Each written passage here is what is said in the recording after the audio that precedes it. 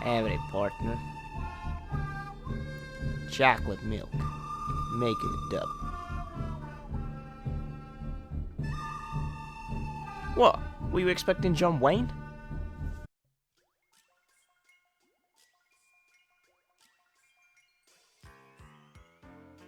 Hello there, my friends. I am the editor, and welcome back to Cut and Print. Here, I look at episodes suggested by you, the audience, and review them accordingly.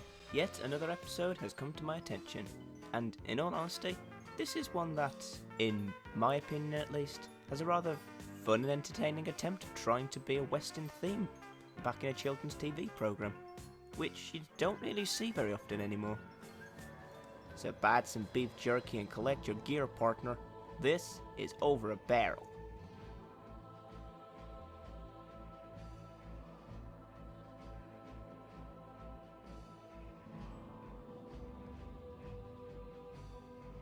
So we start off in the dusty outbacks of this what seems to be the western outskirts of Equestria. There's a horsepower joke here somewhere. We then cut to the very end cart of the train to see Applejack reading a bedtime story. To a tree? Being replanted in a whole new place is very upsetting for a tree. I can't tell whether that's supposed to be a Lorax reference or just plain stupid. No fair, Applejack. You've got a luxurious private sleeper car for a tree, while I am crowded and crammed in the same car with all the other ponies. How am I supposed to get my beauty sleep? Oh, great. We also have Whiny the Pooh as well. I swear, every single time I see her, I just think of Veruca Salt. Moaning little brat. Anyway, it's revealed that the whole reason for this trip is to replant a tree in an apple orchard in Appaloosa. Don't worry, it's not the most stupid name I've heard in a place. Applejack and I made hay beds like you're used to back in Yakakistan. Yep, that's the one. This ends up being a long trip, so the ponies start to settle down. And we're going fast! Oh my gosh, this is so exciting! I can't wait! Okay, maybe not. Do you guys mind? I was up early fire roasting those snacks you're all eating, and I'm pooped! Speaking of, some of these popcorn kernels didn't get popped. Wow, Dash. You need to learn when to shut up, 'cause we all know Karma's always watching.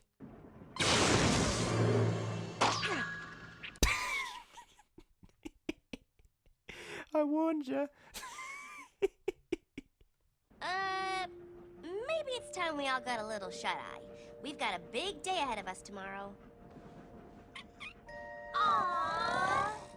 And with that, they all start to settle down for the night.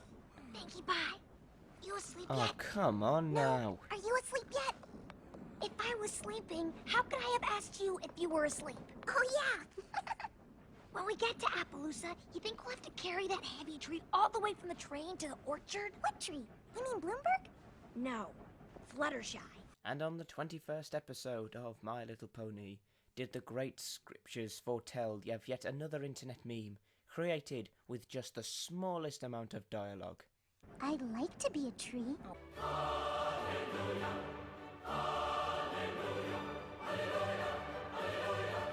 Where did that music come from? Oh, be quiet now! Ah! Turn out the lights! Turn out the lights! In the morning, the main six are disturbed by rumbling. Turns out to be a stampeding herd of buffalo as they are making their way across. Clever idea. It's the Wild West and there's buffalo. Nice touch. But not everything is calm, as it seems that the buffalo are on a mission to stop the train. Oh, look! Now they're doing tricks!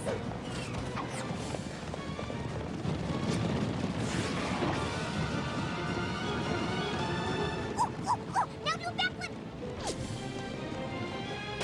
Or just jump. Something tells me this isn't a circus act. Wow, what gave that away? Also, why would you think that it's a circus act? As if the buffaloes are really going to need to do backflips. Damn, I fell for the karma trap. They snag the tree and Spike and take it away. As the others arrive in the train station, they run into Brayburn and... Little too close to the camera there, buddy. Hey there! Welcome to Appaloosa! Your train is a full 7 minutes late. That's 7 minutes less for you to delight in the pleasures and wonders of Appaloosa! What the hell is this guy on? Is this really how they view cowboys in Equestria? Because I'm finding it a hard time to take this guy seriously. He's like Pinkie Pie if he was designed by Clint Eastwood. In fact, the entire introduction to the town is just mind-boggling. I just can't get my head around it. It captures the design, the feel, and the overall environment as if you really were in the old Western movies. But at the same time, it's child-friendly. How the buck do you manage that? Boggles the mind. We settler ponies built all this in just the past year, don't it? And as you can see, we have all of the finest comforts, like horse-drawn carriages. Okay, you pull now. Ah, we just switched. And those there are horse-drawn carriages. And here's our local watering hole, the salt block. That's enough salt for you! Can't I at least get a glass of water? Over there's the office of Sheriff Silverstar. And here's where we have our Wild West dances. And here's where we have our Mild West dances. Every single interaction with this setting, and even Brayburn himself, is the show's attempt to make a cowboy movie child-friendly. And I gotta admit, I like this. Yes, it's kooky, and quite what the hell am I looking at, but you gotta admit, it's entertaining. And here's the most wonderful sight in all of Appaloosa! Brayburn, I will give you 100 bits if you say Appaloosa normally just once this episode.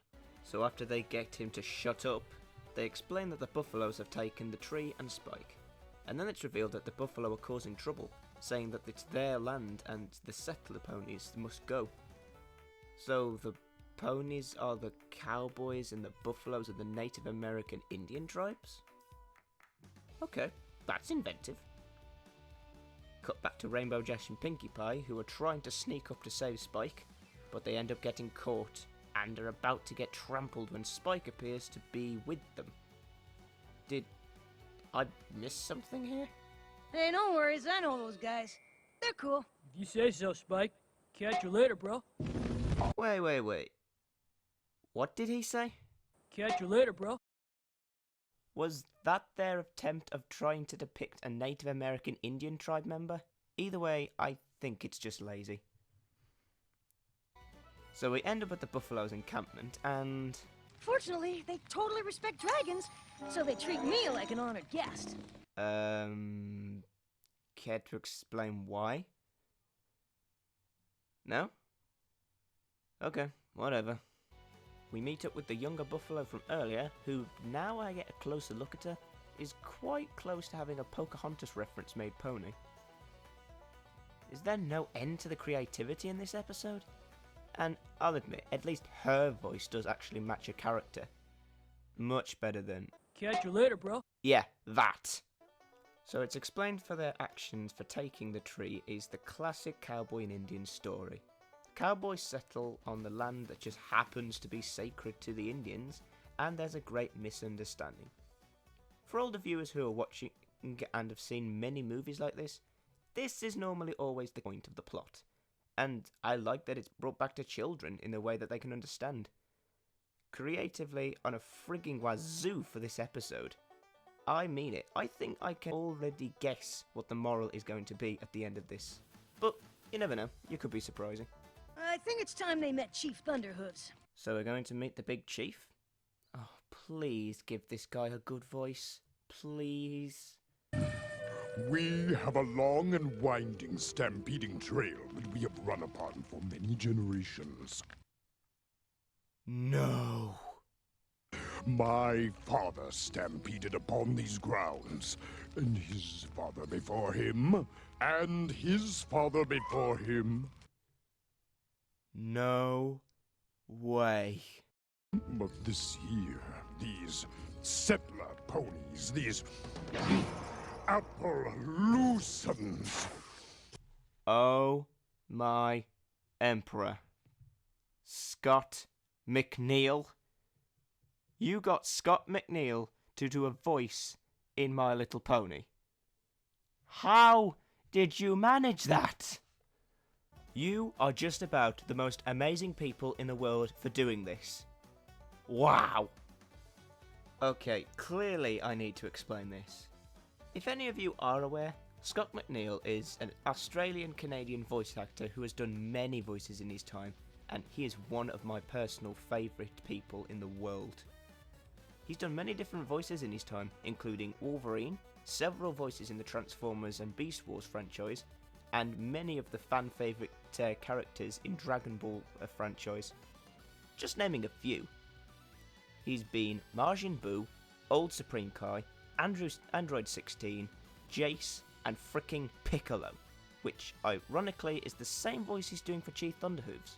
Try to imagine how it'll feel to live unable to do anything with all that power you possess. Then you'll know what hell is really like. Simply put, I love this guy as a voice actor.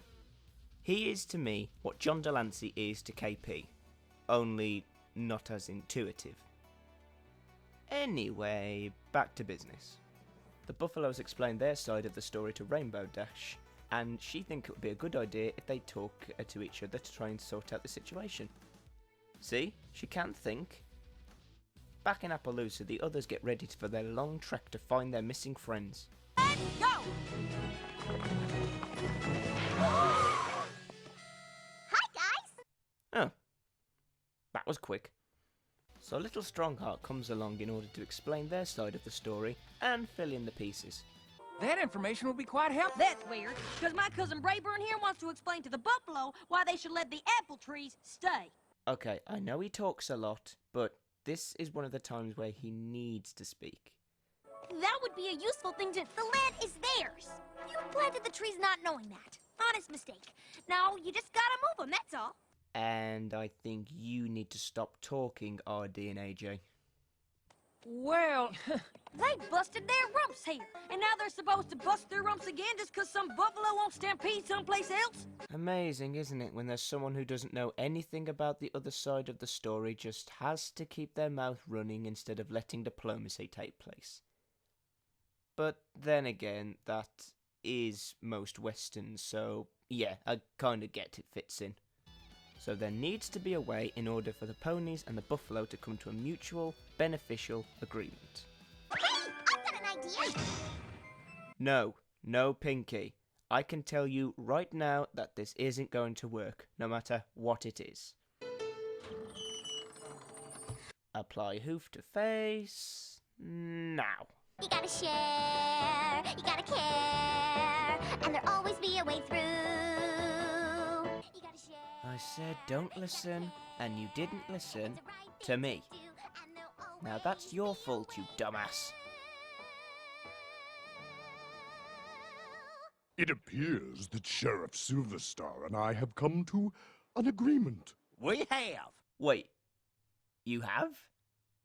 Don't tell me that actually made sense to you. So, surprisingly, that didn't work, and the buffaloes are going to stampede through Appaloosa anyway, to which the ponies are to set up for the arrival of the war zone. Wow, that escalated.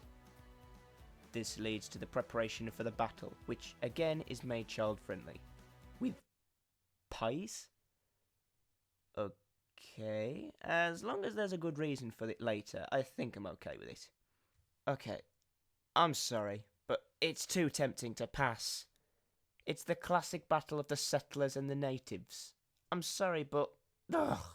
Pocahontas musical montage. They're not like you and me, which means they must be evil. We must stop them from the war. They're savages, savages, dirty shrieking devils. Now we sound the cry.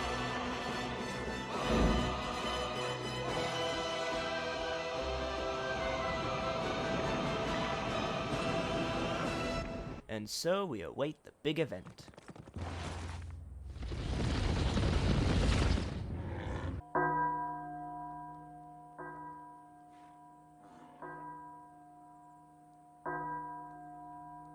Oh crap. I'm sorry to say, I'm a little bit divided here.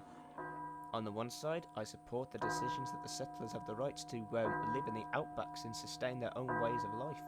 But at the same time, I understand that this is a sacred decision of the buffalo to run the stampede. If only there was an easy deciding factor. You gotta share, you gotta care. Okay, that's it. I'm sold. Hey, Chief Mcneil. Just to say, I'm going to be rooting for you in this, okay? Oh, and, I don't know if you do requests, but can you say the true power is here in your cindery voice from Dawn of War for me, please? The true power is here. Fanboy moment. Sorry.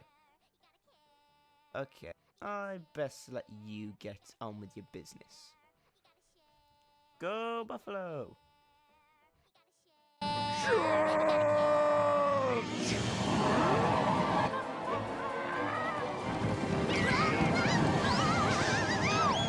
Not that you deserve that, but you deserve that. Okay, while this is going on, how about I just explain a few things here? For a children's program to attempt something that marks down a chapter in the old American history books, it's a nice representation of it. Honestly, they're making a scenario so silly and child-friendly, but at the same time, it's a history lesson to the Old West and how they struggled to settle in the first time. Throw in a few comedic moments, replace the guns with pies, and you have something so ridiculous that it's actually entertaining. I'm enjoying the lunacy. I should have seen that coming.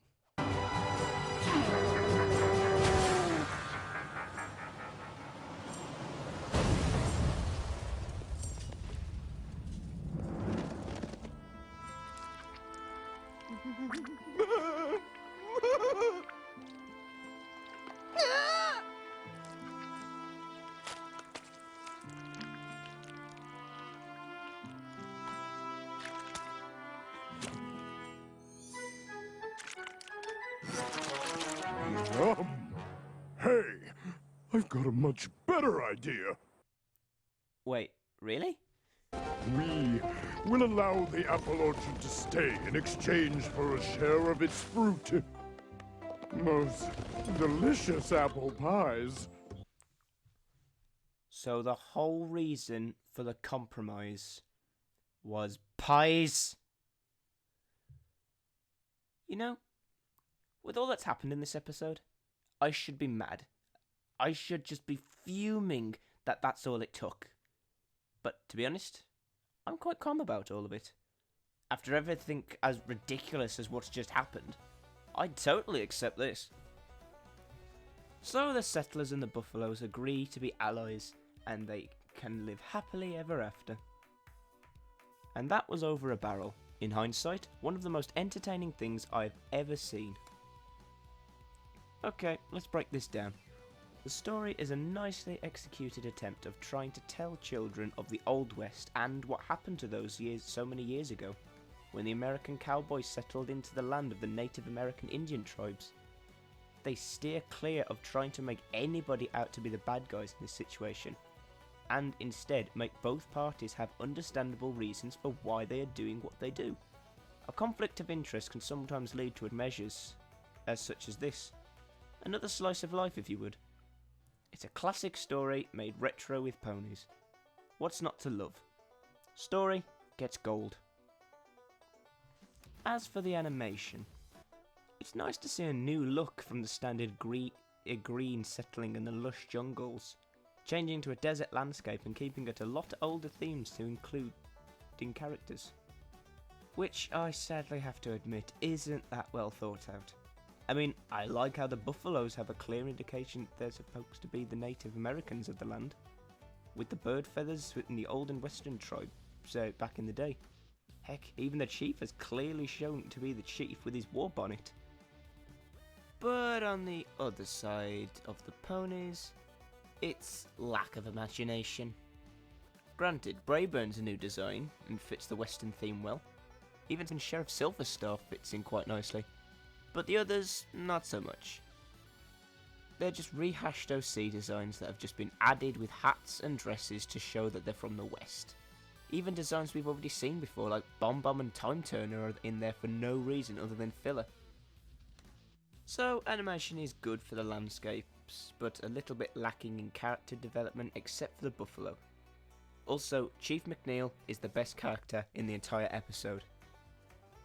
So, it's just a sneak in there, but animation gets gold. Now for the moral. The entire episode makes it a point to make you understand both sides of the argument before they have their conflict of interest. And at the end, they can find a compromise to those who are, pun not intended here, over a barrel. Which actually is a saying. It means to help someone in a helpless position at someone's mercy.